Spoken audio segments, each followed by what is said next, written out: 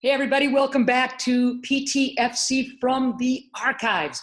And Schatz here, and based on the vote of you, the Thorns fans, we're going to deep dive into the 2017 NWSL Championship match between your Thorns and rival North Carolina. And to give us the up-close and personal insights into that classic, we're going to be joined by none other than Thorns head coach Mark Parsons, and Thorns goalkeeper coach, former Thorns keeper, world-class keeper, Nadine Angerer. Hey guys, welcome in. Hey, Ann. All right, now quick little history reminder before I get right to it is got to remind folks that the Courage were historically the Western New York Flash. They were sold, they relocated to North Carolina, kept most of the personnel intact, including head coach Paul Riley. All right, off we go. This was also the very bunch that gutted our Thorns in 2016 in that classic semifinal in Portland in overtime before going on to win the title. All right, this is where you guys come in.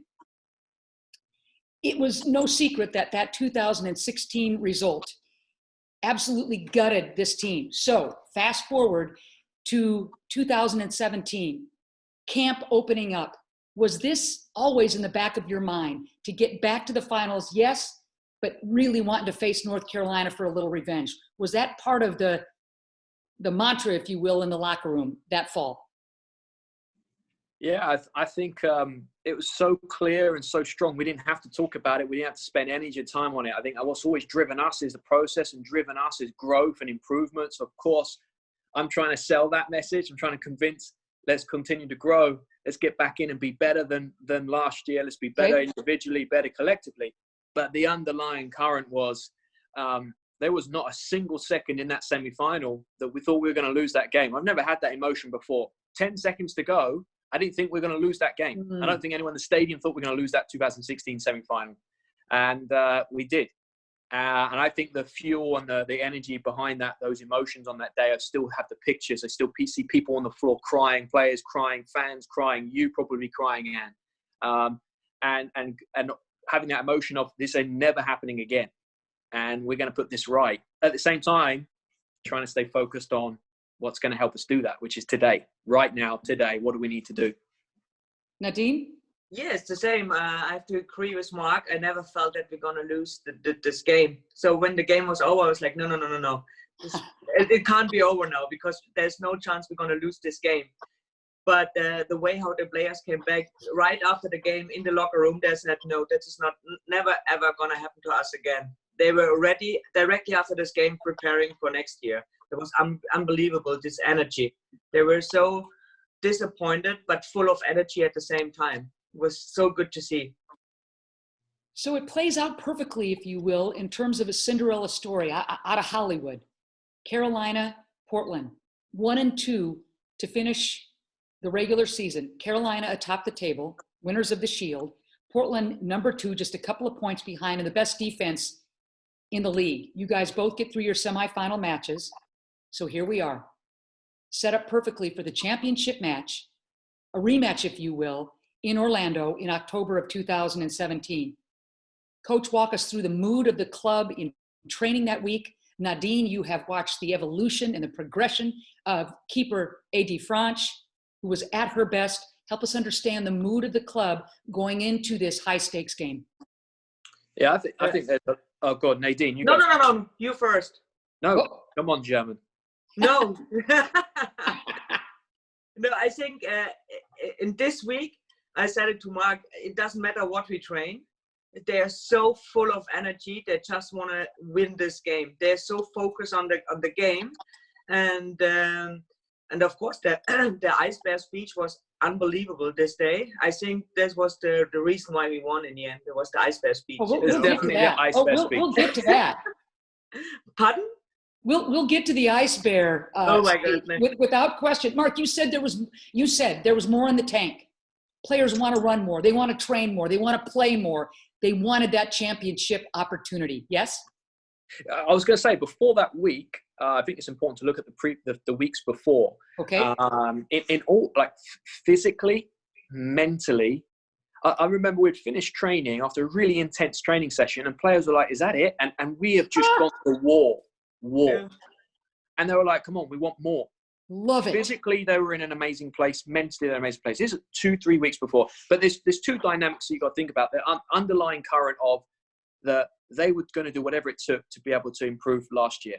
And two, we had the team, I mean, the players that were in a training game, we felt that our training games were more competitive than NWSL games because of the mentality. We had players not in the starting 11 that were ready. At one point, Sink had to talk to everyone. We had players not in the starting 11 kicking people, going to war in training because they were so focused on trying to improve and grow. And it got to the week we were training before the semi-final. I had to stop having contact. Guys, can't make contact with each other. Stop it. Wow. We'll have 5 players because there was so much focus and intensity to the way we played at that point, it was get pressure on the ball every single second, everywhere on the field. So Mark. I remember one situation in this week you just described, Mark. AD French came to me in training, and she's like, "What are the field players doing? Why are they kicking each other? Why they are so full of energy?" I'm like, let's stay away from them. That's exactly what Mark just described. It was unbelievable. So at the end of training, Sink had to talk to everyone. You know, in without using some of the words, it was calm down. Okay. and we had to stop, almost had to play no contact. Like, not allowed to make contact with anyone, or you're out. So now championship week, Nate, I love what Nadine said. Doesn't matter what we did. The focus, the adrenaline, the energy, that whole week. I mean, I'll talk about it a bit later as our conversation goes, because something really stands out. But if I think about our preparation, they were going to do whatever it took. And there's not been many times in coaching that I felt that. And I could reflect to the last pre-game meal. I don't know, Nadine, you remember this. We were looking around and they were laughing and joking. Wow. And they didn't want to leave the meal. Like normally, game day, eat, focus, go. They didn't want to because they knew it was the last meal of the year. Was that different? Was that different than maybe some other years past? What was different is we're on the road. So we normally don't have that meal together on game day. Got it. I hear you. We couldn't get them out of the meal room. It's like, guys, we've got a final in a couple of hours. We got to roll.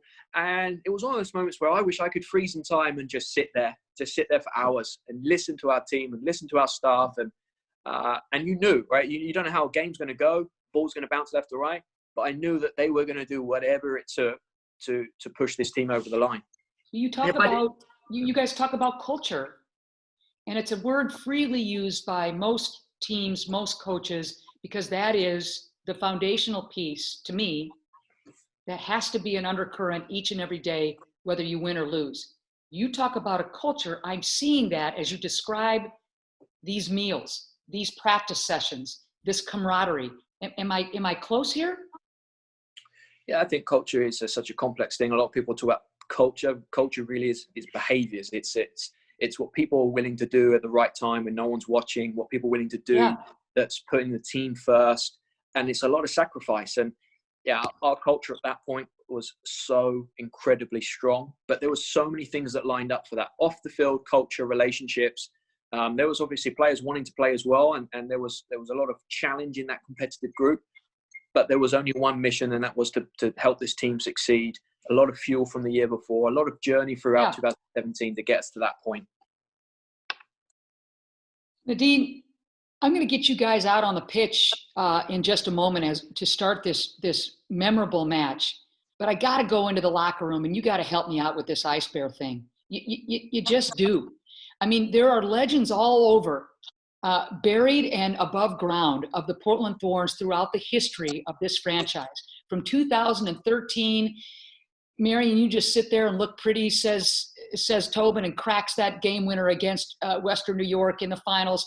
To you and the Ice Bear, where Sink would say, I don't know if she was talking about an iceberg or a polar bear or what the heck, but the Ice Bear cometh. What the heck was with the Ice Bear, the pregame speeches, the moment before this finals? Walk us through that, because we want to go in the locker room with you. I actually can't remember what I said. But I just remember that the staff, we had an idea that we're going to buy a ice bear, a polar bear dress So Sophie ordered a polar bear dress for me, and I walked out in the locker room dressed as a polar bear. And I think it doesn't matter what I said. They were just laughing because I showed up as a polar bear. And yeah, I just tried to give them a little bit of last motivation or laughs or fun, and then yeah, I think it worked out. But I seriously can't remember what I said. You probably didn't need to say much. I mean, this is a moment stamped in time. Mark, this is a Saturday Night Live skit. We need more cowbell. We need more ice bear. I mean, do you recall this moment, I hope? Yeah, I recall. I'm listening to Nadine reflect on it. I think that's the best summary is look, this is an intense moment. We're about to go out, and Nadine always combines that with, she obviously has something she says that's guiding us towards our actions that are important, guiding behaviors right in the first few minutes with the words she says, but she says it in a fun way. She's got a suit on. I think we're all kind of laughed, and it brought us back to earth. It's like, guys, we're just a team. We're just a bunch of people ready to go and have some fun. And I think she's always done that. She brought that magic to us where she can be very, very serious. And she also is such a personable, funny, joyful person that keeps us grounded, keeps us connected to each other. Okay, now let's get out on the pitch. The match starts. Finally, Tobin Heath is with you guys after missing most of the season with that back injury in time for the last couple of regular season games and, of course, the playoffs. So that element is on the field. Lots of fouls. Some game-ending injuries in that first half. Yellow cards, whistles blowing, choppy play. Not a whole lot of offense from either club. Physical. Was that the message the Thorns wanted to send from the very get-go, Coach? Well, I think it was important to be able to match what they were about because they had run through teams that year. I felt like that was the year that they really took on. They really started to take off on the physical side of the game. In 16, of course, it's hard. I can't stop each other in individuals. In 16, there was so many moments in that game where decisions and calls and the physicality went against us. Okay.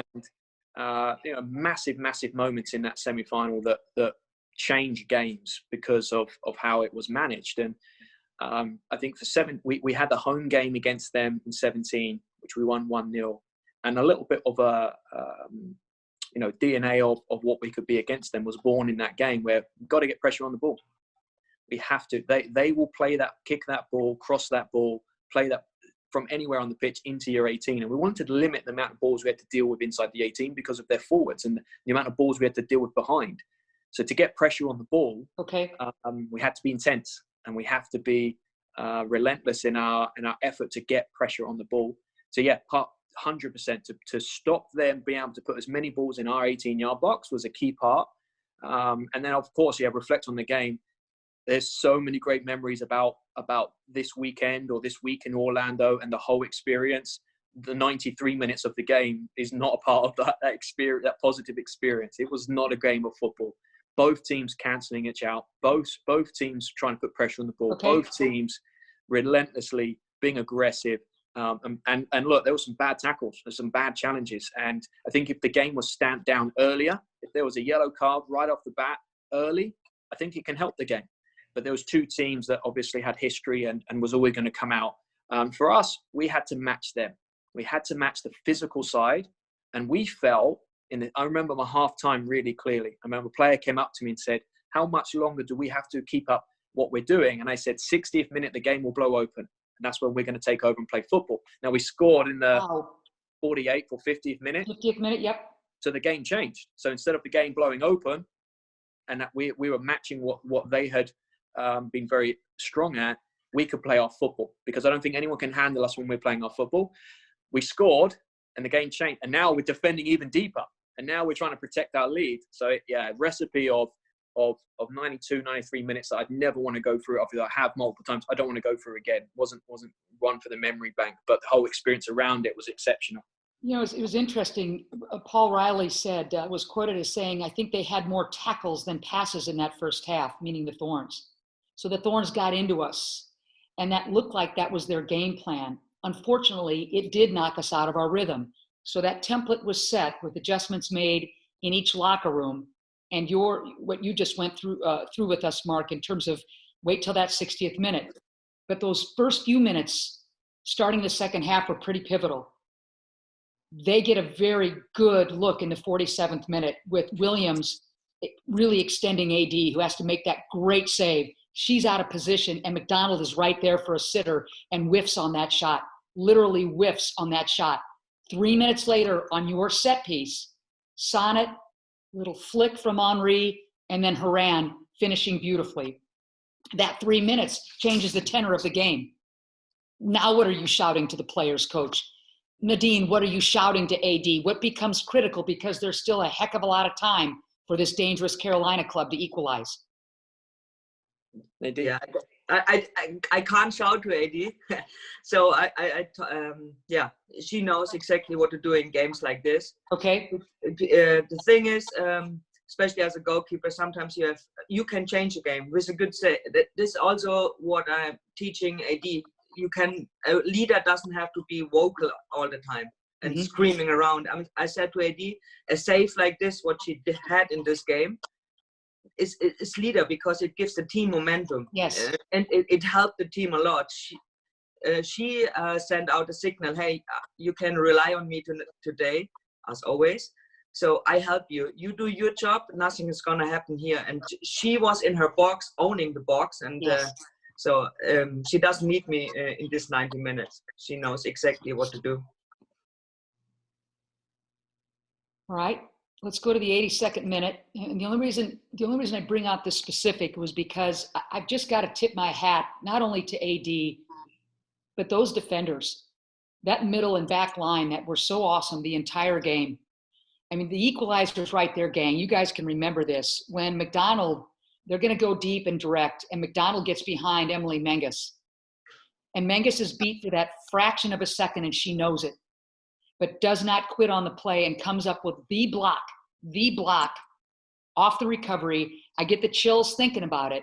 So when we go back to the game, we're going to look at Haran's goal. We're going to look at some specifics, but that's got to be one of the plays that says this is why the defense of the Portland Thorns came each and every play, not just of this game, but of this season. Mark, can you rally around that?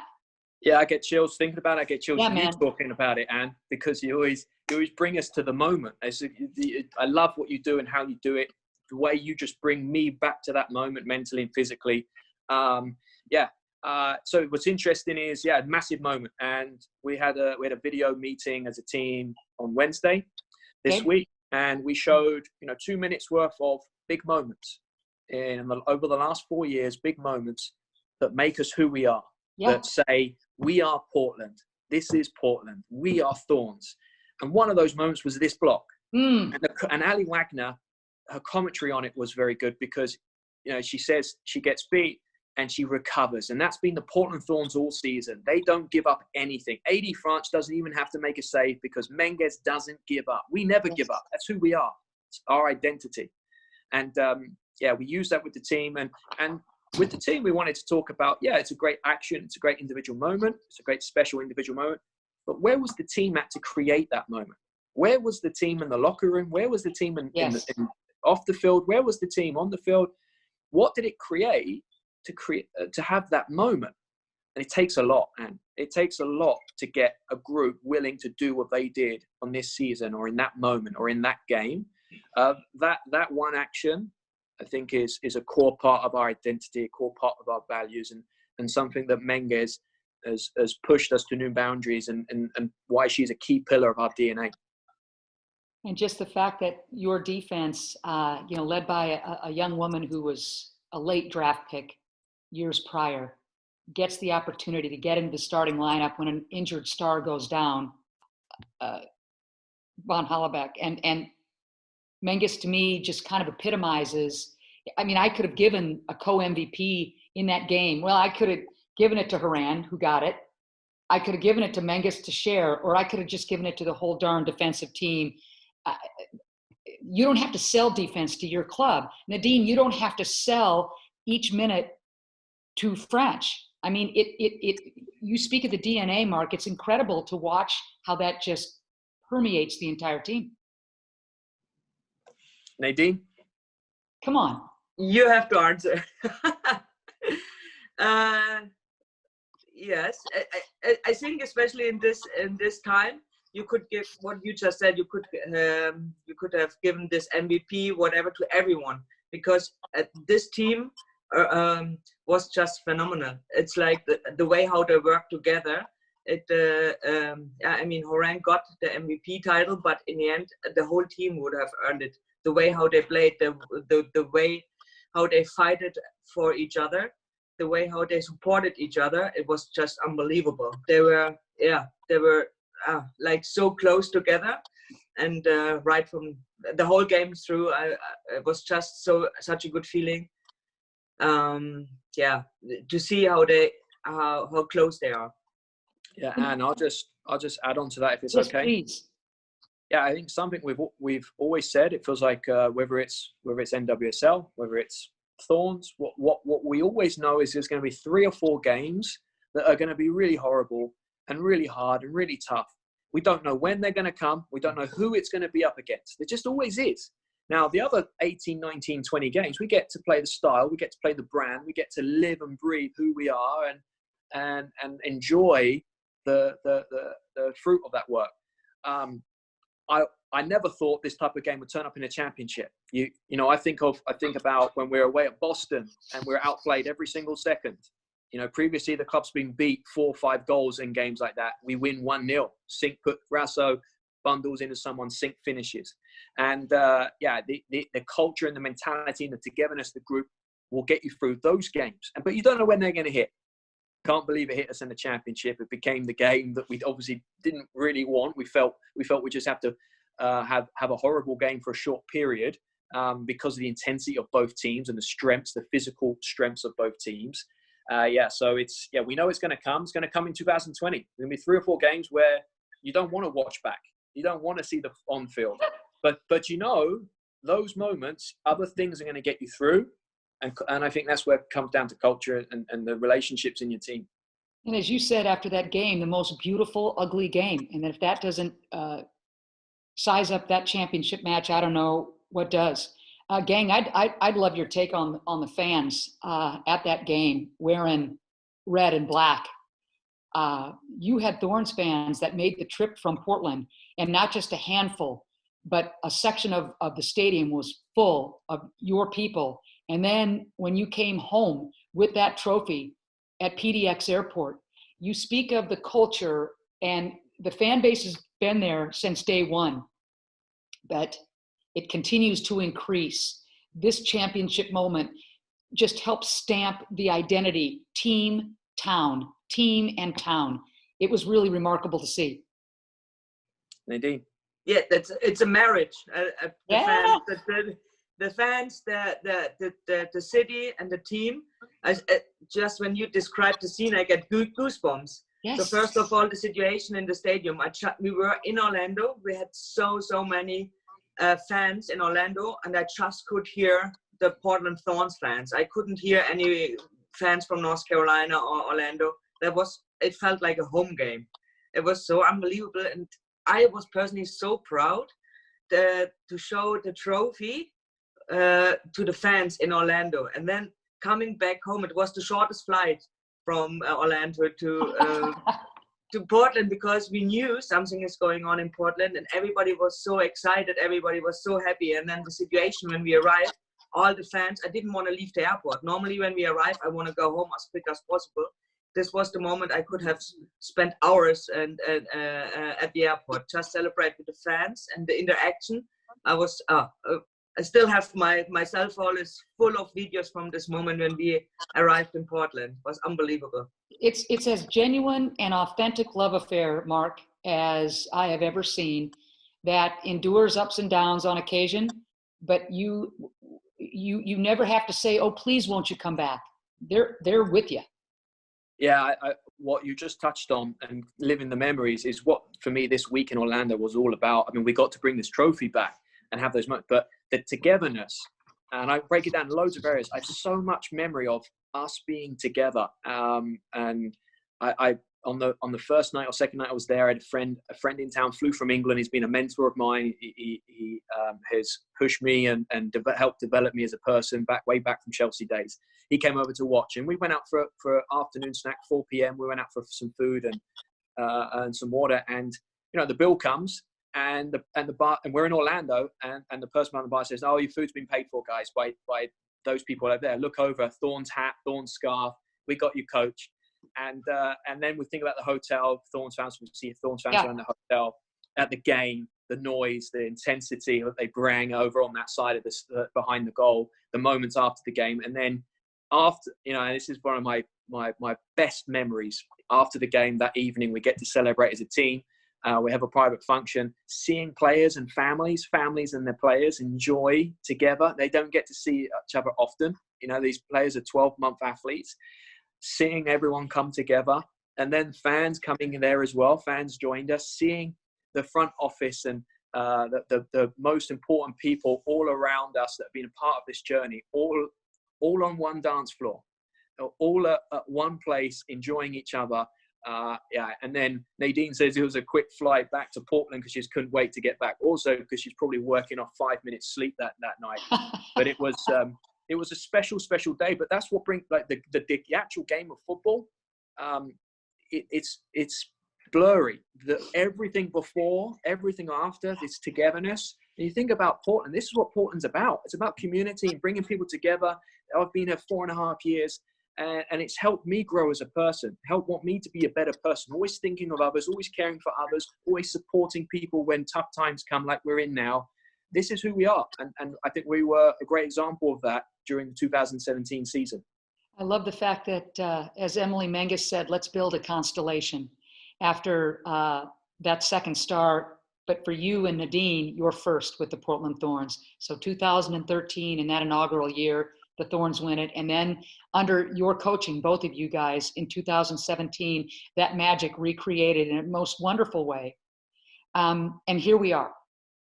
I got to ask both of you how you're doing, how your families are doing. Are you safe? Are you symptom-free? I assume you're both in Portland. To help us understand what's going on in your respective households. My family's doing good. I'm doing very good. The only thing I'm struggling right now is my lack of technical knowledge. So 80% of my day, I try to figure out how technical devices are working. I think Mark is gonna get nuts with me sooner or later. But no, other than that, we're doing, Meg and I, we're doing really, really good. And we're using this time to develop. And so I'm in contact with a lot of goalkeeper coaches around the world, and that's perfect. So I'm using this time to educate myself, and I'm always in touch with my goalkeepers. So we have our little goalkeeper group, and it's so good to see us develop as a goalkeeper group that we get even closer, and I love it. Mark, coaching from a distance, what does that look like for you, my friend? Yeah, it's been a great challenge, and something that we're building, creating, making opportunity from, and as a result, I think we're all growing and getting better and understanding that we have this opportunity with technology to communicate. So trying to support the team as a team, trying to support the team as individuals, the players. Them as people, and them as technical, tactical athletes, and their performance and how to keep them healthy. So all these things are important. The number one is how it always is about the person and understanding the person. So we started this whole process with one-on-one conference calls to check in and talk about analyzing games. And of course, that is a vehicle to be able to talk to the person. We've had phone calls, we've had video calls. Everyone's handling things differently. Everyone has friends and family in different parts of the world. And everyone trying to be there and supportive is key. Me, very honestly, I'm trying to learn how I can do that, and I don't think I've always done it perfectly. Always trying to understand, but we're having a great time on the team development and individual development. We're building this opportunity to help players understand themselves, understand the two pillars, right, of our team: culture and style of play. what our identity is, what is our Okay. culture, behaviors, what is our style of play. And we're working through that. That won't be continuous. Right now, we're pretty intense in wanting to lay those foundations, and then we'll ease off. Once we've done the overview, once we've talked to the individuals, we can support them developmentally better with soccer, with leadership, with culture, with books, with videos, things to set them up. That's more going to hit them as a person rather than a collective, how they can continue to grow on their journey. Because I think that's key. And it's hard to have time for that in season. We always probably compromise that, even though it's the most important foundation for any group or team. So in this tough time, embracing the new opportunity of getting to know our players and empowering our players to be the best version of themselves when we get back out on this field. Okay, I'm going to ask both of you this last question before I cut you loose. As Mark said, this is bigger than football. If you could each give a message to the Portland Thorns fans, a base that supported you to the tune of over 20,000 per home game last season, 20,000. In this crazy time when the Thorns fans can't get enough of you guys and are dying to see you play again soon. We're all patient, but your message to those fans, if you guys could. Mark, we'll start with you, and Nadine, we'll bring it home with you, my friend. Yeah, number one, we're all in this together. This is bigger than soccer, like you said, Anne. We're in this together, and it takes people, it takes a community, it takes family, and that's what we are in Portland. That's what's hit me the most in 4.5 years. So, of course, everyone being safe and taking care of themselves, following the guidelines, and being role models. It's not just about the staff and players being role models, it's about our community and everyone associated with Portland Thorns being role models in the community. And this is hitting everyone differently, and it's having sometimes a small and minimal impact, and others an absolute life-changing impact. Yes. I can guarantee you, when we get back out there, the fuel that we'll have, the energy that we'll have, the togetherness, all we'll want to be. And I've already had the players texting me and telling me in voice notes, telling me, I just want to get back on the pitch. I just want to be able to give these fans, give this community something to smile about and be joyful about. So know at the end of the tunnel, no matter how long the tunnel is going to feel, because it's going to feel short and long different, we're at the end of the tunnel. We're going to be there making sure that we represent you in the best way possible and give you the joy that you deserve, give you the positivity you deserve. So hang on, hold on, find strength, keep going. We'll be there ready to give you some great football to enjoy. Ice Bear, what do you got? Yeah, the Ice Bear says, of course, first of all, it's important that everyone stays healthy, follow the guidelines. And for me, it's important to send the message that to keep the positivity and also lift the community even more now. Stick together and support each other. And like Mark said, I can guarantee as soon as we are back on the pitch, we can't wait to be all together in the stadium again, healthy and with a big smile on the face. Love that. Nadine, may your skating career continue. And Mark, congratulations from the deepest part of my heart on that contract extension. We're keeping you exactly where you belong, my dear friend. Nadine and Mark, thank you for taking the time. Portland Thorns fans are going to just eat this up, getting a chance to visit with you. Thanks to you both, and can't wait to see you in person. Thanks. Same here. Thank you, guys. Over and out. See ya. Thank you.